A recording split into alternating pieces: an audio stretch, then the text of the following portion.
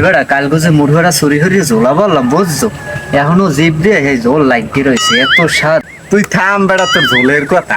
রান্ডা যে চাবাইছি আর দিদি এখনো দাঁতের ফাহে লাগিয়ে রয়েছে। আরে হ্যাঁ কি স্বাদ, আরো 3 দিন বেড়া মনে থাক। আরে তুই থেম তোর আড্ডির কথা বেড়া, কালকে ঝোল টুল মুই 3 প্লেট বাস ঝোলা পড়ছি বেড়া, তুই কি কও? আর রাখ বেড়া তোর 3 দিনের কথা বেড়া, মোর থাকবে 9 দিন মনে। ওর স্বাদ জীবনে বলতে পার বেড়া, চোরা মুরগার স্বাদই অন্য রকমের, বলার মতো না। তো ল বেড়া, বেলা অনেক বাস, দুইজনে বাড়ি বাড়ির দিকে